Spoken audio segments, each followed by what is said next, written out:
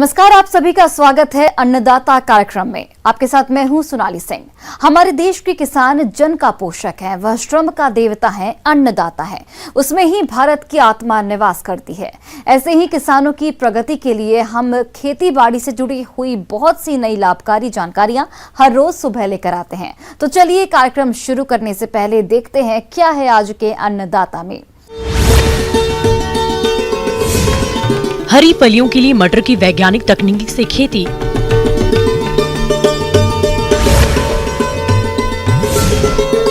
Aloe vera की खेती से किसान होंगे मालामाल।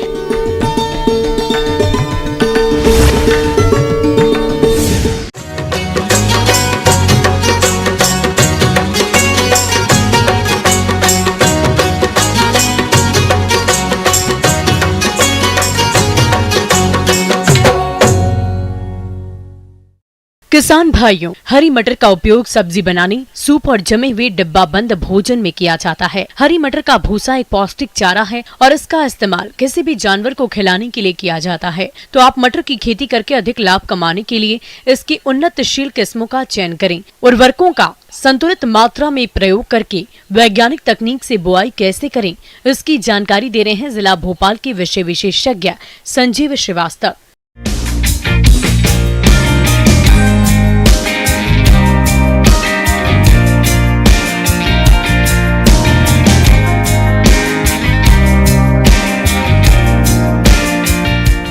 अच्छी कमाई के हिसाब से आज मैं आपके साथ जिस विषय पर बात करना चाह रहा हूँ वो है मटर।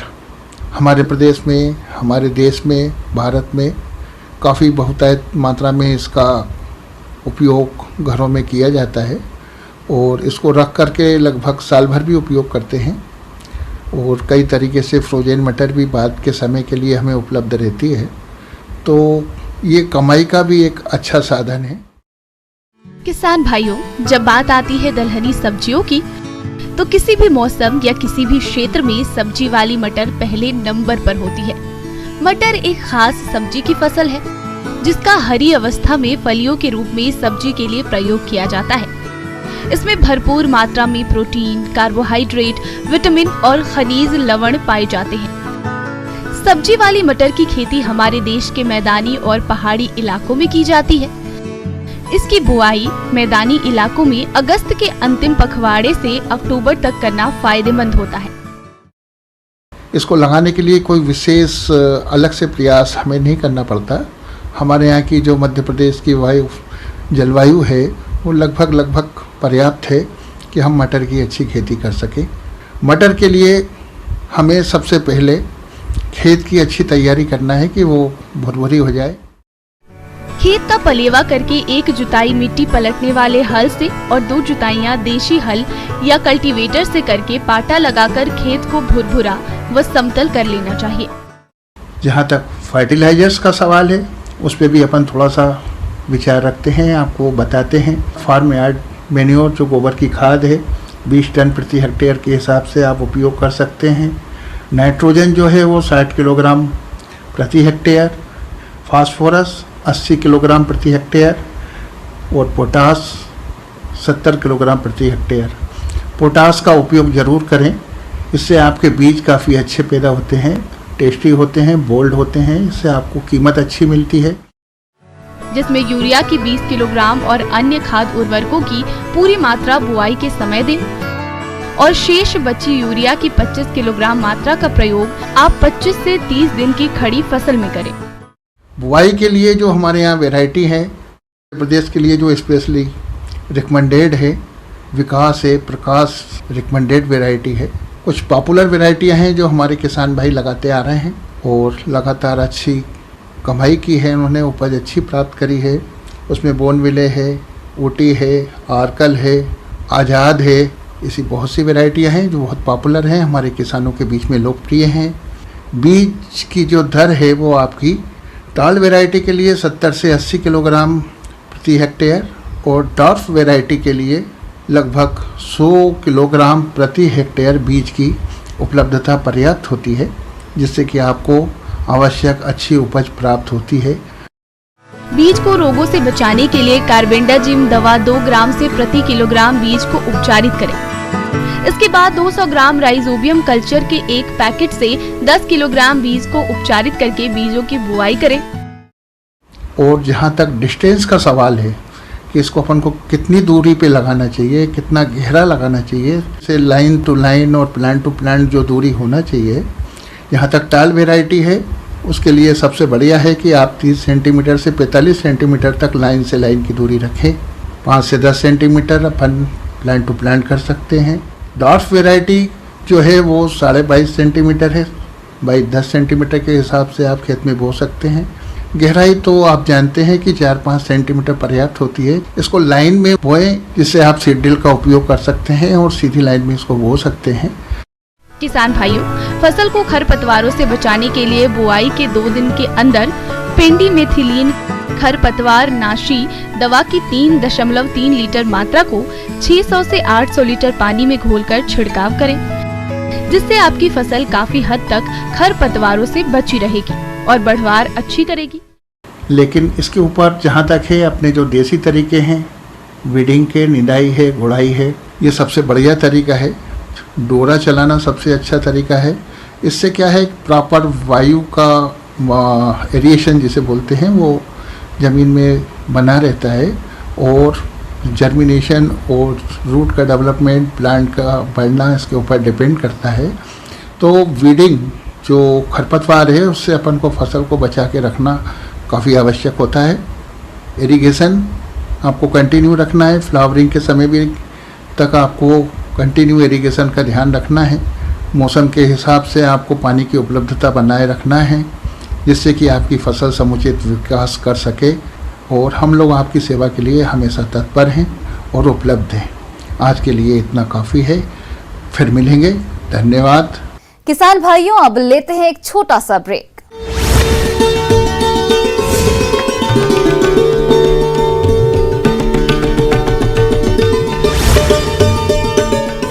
ब्रेक के बाद आप सभी दर्शकों का अन्नदाता में स्वागत है।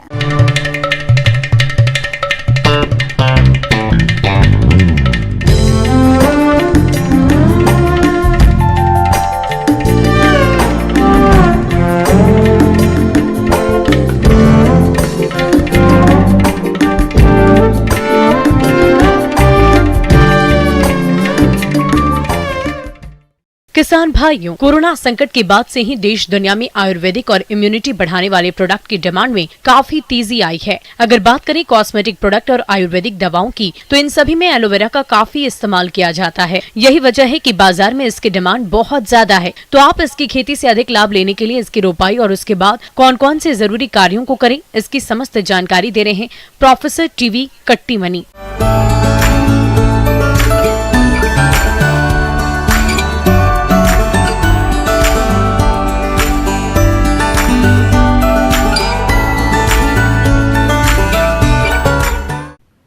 एलोवेरा, घृतकुमारी, ग्वारपाठा हमारे देश का अनादिकाल का सस्य है।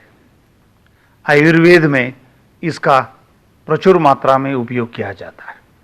अभी आधुनिक संदर्भ में इसका उपयोग ज़्यादा बढ़ने लगा है, क्योंकि औषध में इसका उपयोग होने लगा है, कॉस्मेटिक्स में इसका उपयोग होने लगा है, सिर के शैम्पू में इसका उपयोग होने लगा है, फेस पैक में इसका उपयोग होने लगा है, पेट को साफ करने के लिए उसका उपयोग किया जाता है। इसके बहुत बहुत सारे इससे ज्यादा उपयोग हैं।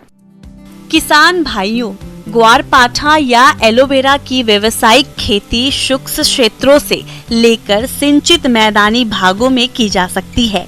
आज के समय में इसकी खेती देश के सभी भागों में की जा रही है।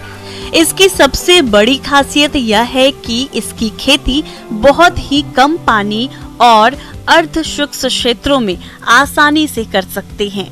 भारत में एलोवेरा की उन्नत किस्में जैसे IC 111271, IC 111280, IC 111269, IC 111273 और सीम शीतल L123 आदि किस्मों को लगाकर व्यावसायिक तौर पर आप उत्पादन ले सकते हैं।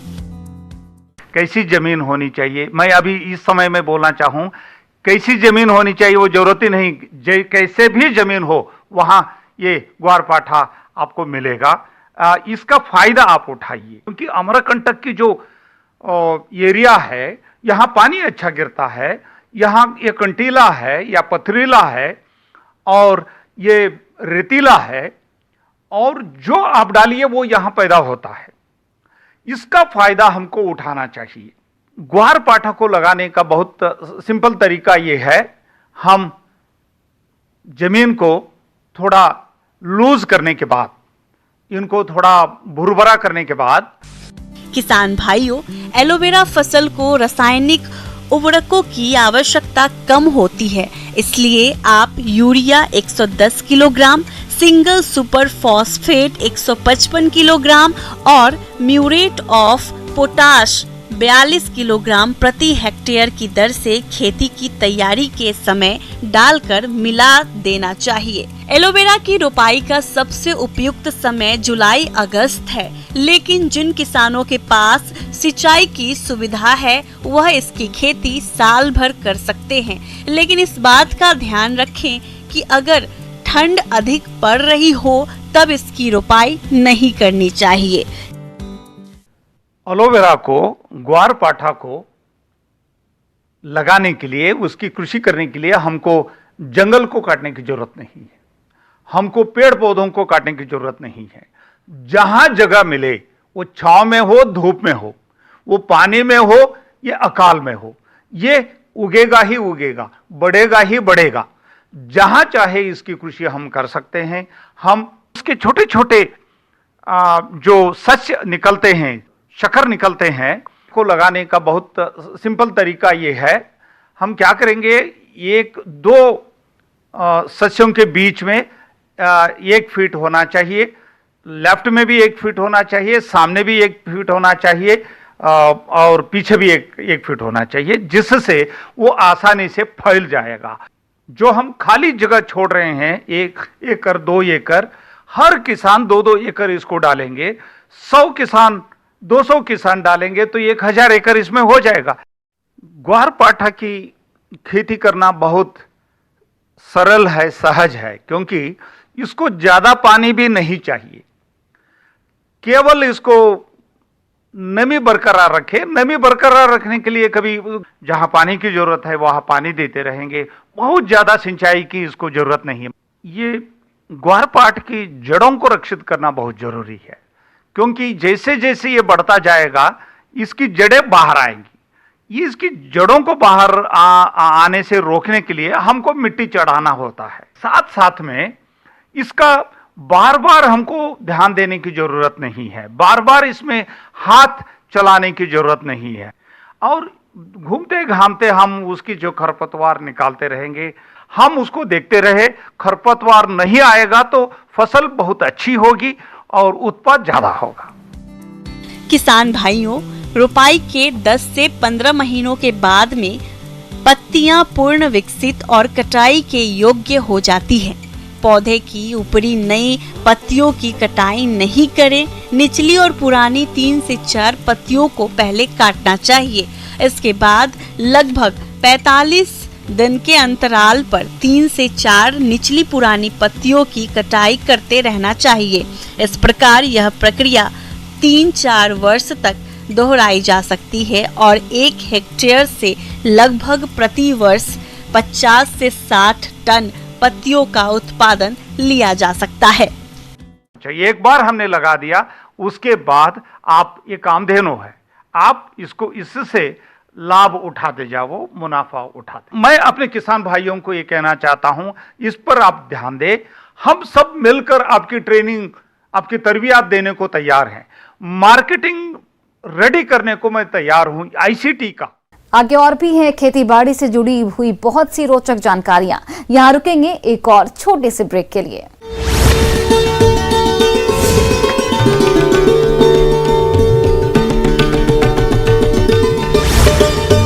ब्रेक के बाद एक बार फिर से आप सभी दर्शकों का अन्नदाता कार्यक्रम में बहुत बहुत स्वागत है।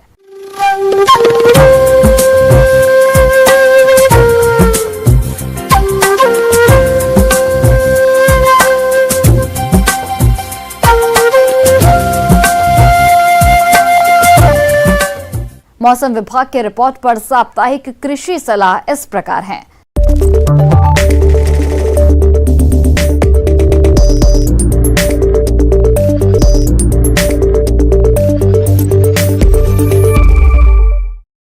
ग्रामीण कृषि मौसम सेवा भारत मौसम विज्ञान विभाग द्वारा प्रेषित मौसम पूर्वानुमान रिपोर्ट के आधार पर जिला टीकमगढ़ और इससे लगे जिलों के किसान भाइयों को सलाह दी जाती है कि आने वाले दिनों में मौसम आमतौर पर शुष्क रहने और आसमान में आंशिक बादल छाए रहने की संभावना है। अधिकतम तापमान 35 से 36 डिग्री सेल्सियस के मध्य रहने और रात का न्यूनतम तापमान 22 से 23 डिग्री सेल्सियस के मध्य रहने की संभावना है।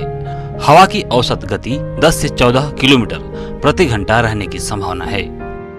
किसान भाई खड़ी फसलों और सब्जियों में सफेद मक्खियों और रस चूसने वाले कीटों को ध्यान में रखते हुए सभी फसलों की नियमित रूप से निगरानी करने का कार्य करते रहें। तिल की फसल में पत्ती मुड़क इल्ली का प्रकोप देखा जा रहा है।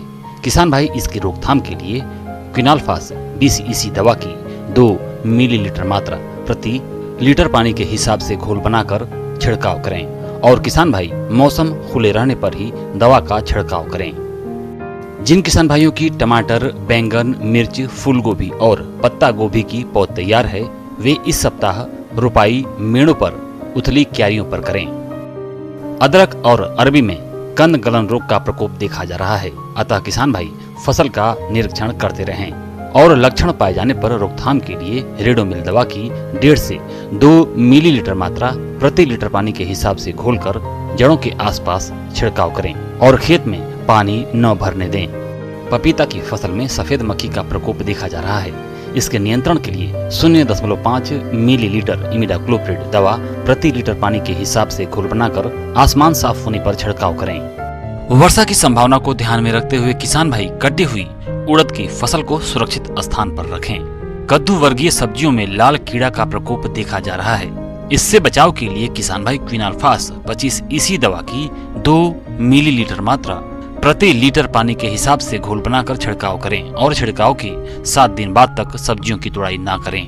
वर्षा से प्राप्त नमी को ध्यान में रखते हुए गेंदे के फूल की उन्नतशील प्रमाणित बीजों जैसे पूसा नारंगी, पूसा बसंती इत्यादि की नर्सरी तैयार करें।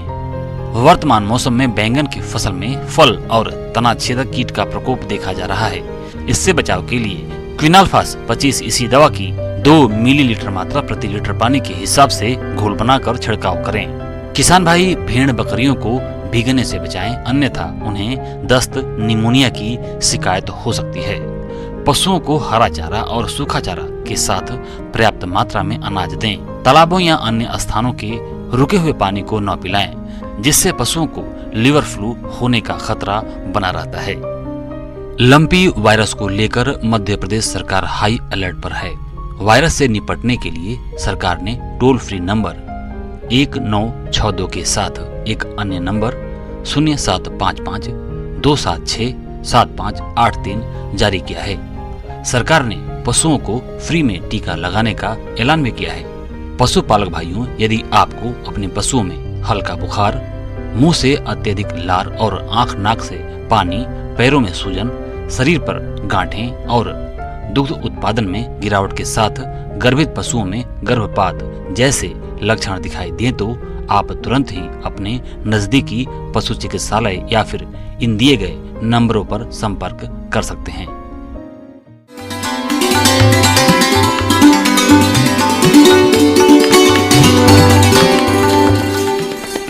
आइए जानते हैं अन्नदाता निःशुल्क फोन के माध्यम से पूछे गए समस्याओं का समाधान। अन्नदाता निःशुल्क फोन संपर्क सेवा के माध्यम से पूछे गए प्रश्नों में से आज हमने जिस प्रश्न को कार्यक्रम में शामिल किया है उसे पूछा है ग्राम सुवासर, जिला मंदसौर के कृषक माखन सिंह ने। ये कपास की फसल में रोगों की रोकथाम के बारे में जानकारी चाहते हैं। तो माखन सिंह जी, आपकी जानकारी के लिए प्रस्तुत है कार्यक्रम का ये अंश।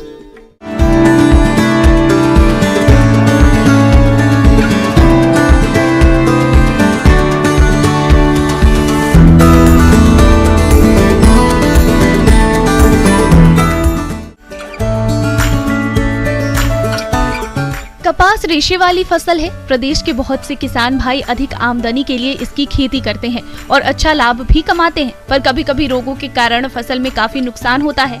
जो किसान समय रहते रोगों की पहचान करके रोकथाम के उपाय करते हैं, उनकी फसल रोगों से होने वाले नुकसान से बच जाती है और फसल से अच्छा रेशा उत्पादन मिलता है। जड़ गलन रोग, यह रोग कपास का भयंकर रोग है। आमतौर पर इस बीमारी से 2 से 3% नुकसान हर साल होता है। यह रोग जमीन में रहने वाली राइजोप्टोनिया सोलेनाई व राइजोप्टोनिया बटाटिकोला नामक फफूंद से होता है। रोग लगे पौधे एकदम से सूखने लगते हैं और मर जाते हैं। बीमार पौधों को आसानी से उखाड़ा जा सकता है। जड़ सड़ने लगती है और छाल फट जाती है। पौधे की जड़ अंदर से भूरी व काली हो जाती है। हवा में और जमीन में ज्यादा नमी व गर्मी रहने और सिंचाई से नमी का वातावरण मिलने पर बीमारी का असर तेजी से बढ़ता है। बीमारी आमतौर पर पहली सिंचाई के बाद पौधों की 35 से 40 दिनों की उम्र में दिखना शुरू हो जाती है। रोकथाम, कपास की अगेती बुआई करें। बुआई से पूर्व बीज को कार्बेंडाजिम 2 ग्राम प्रति किलोग्राम बीज की दर से उपचारित करना चाहिए। उचित फसल चक्र अपनाएं। ऐसा करके कपास की फसल को इस रोग से बचा सकते हैं। कपास का कोणीय धब्बा और जीवाणु झुलसा रोग, इसके रोग के लक्षण पौधे के वायुवीय भागों पर छोटे गोल जल शक्ति बाद में भूरे रंग के हो जाते हैं। रोग के लक्षण घेटों पर भी दिखाई देते हैं। घेटों और सहपत्रों पर भी भूरे काले चित्ते दिखाई देते हैं। ये घेटियां समय से पहले खुल जाती हैं। रोगग्रस्त घेटों का रेशा खराब हो जाता है। इसका बीज भी सिकुड़ जाता है। रोग की रोकथाम के उपाय, कोणीय धब्बा रोग के नियंत्रण के लिए बीज को बोने से पहले स्ट्रेप्टोसाइक्लिन 1 ग्राम दवा प्रति लीटर पानी में घोलकर बीजोपचार करें। खेत में कोणीय धब्बा रोग के लक्षण दिखाई देते ही स्ट्रेप्टोसाइक्लिन 1 ग्राम दवा 3 लीटर पानी में घोलकर फसल पर छिड़काव करें और 15 दिन के अंदर पर दोहराएं, जिससे कपास की फसल को इस रोग से बचाया जा सकता है। पत्ती धब्बा रोग, इस रोग में पत्तियों पर हल्के भूरे से गहरे भूरे रंग के धब्बे बन जाते हैं। कुछ समय बाद ये धब्बे आपस में मिलकर अनियमित रूप से पत्तियों का अधिकांश भाग ढक लेते हैं। धब्बों के बीच का भाग टूटकर नीचे गिर जाता है। इस रोग से फसल की उपज में लगभग 20 से 25% तक कमी देखी गई है। रोग की रोकथाम के उपाय, कपास की बुआई से पूर्व बीजों को कार्बेंडाजिम कवकनाशी दवा 2 ग्राम दवा प्रति किलो बीज की दर से बीज को उपचारित करें। खड़ी फसल में कवक जनित रोगों की रोकथाम के लिए मैंकोजेब या कॉपर ऑक्सीक्लोराइड 2.5 ग्राम दवा को प्रति लीटर पानी के साथ घोल बनाकर फसल पर 2 से 3 बार 10 दिन के अंतराल पर छिड़काव करें। न्यू विल्ट या नया उकठा रोग, कपास की फसल में उकठा रोग के लक्षण, इस रोग के कारण अचानक पूरा पौधा मुरझाकर सूख जाता है। एक ही स्थान पर 2 पौधों में से एक पौधा का सूखना और दूसरा स्वस्थ होना इस रोग का मुख्य लक्षण है। इस रोग का प्रमुख कारण वातावरणीय तापमान में अचानक परिवर्तन, मृदा में नमी का असंतुलन और पोषक तत्वों की असंतुलित मात्रा के कारण होता है। रोग की रोकथाम, नया उकठा रोग की रोकथाम के लिए यूरिया का 1.5% घोल अर्थात 100 लीटर पानी में 1500 ग्राम यूरिया के हिसाब से पौधों की जड़ के पास रोग दिखने पर डालें। ऐसा करके किसान भाई कपास की फसल को रोगों से बचाकर अच्छी गुणवत्ता के रेशे का उत्पादन लेकर अच्छी आय कमा सकते हैं।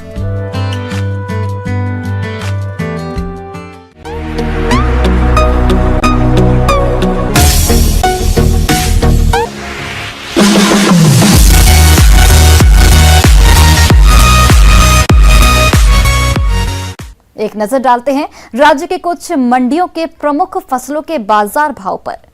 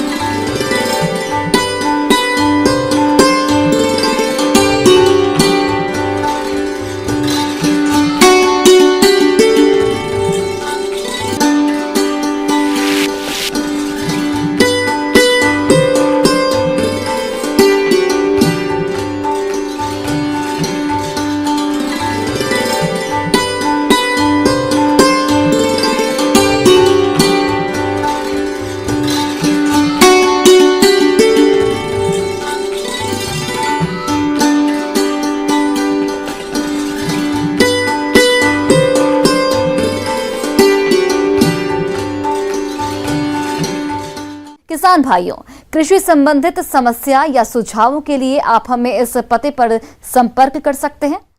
प्रोड्यूसर अन्नदाता news 18 Madhya Pradesh Chhattisgarh, Ramoji film city Hyderabad 501512। साथ ही आप हमें ईमेल भी कर सकते हैं। हमारा ईमेल आईडी है p18annadatamp@news18.com। इसके अतिरिक्त आप हमें निःशुल्क हेल्पलाइन नंबर 1800-8892-163 पर सोमवार से शनिवार सुबह 10 से शाम 4 बजे के बीच संपर्क कर सकते हैं। अब समय हो रहा है आपसे विदा लेने का। कल फिर से आपसे मुलाकात होगी कृषि से जुड़ी महत्वपूर्ण जानकारियों के साथ। नमस्कार।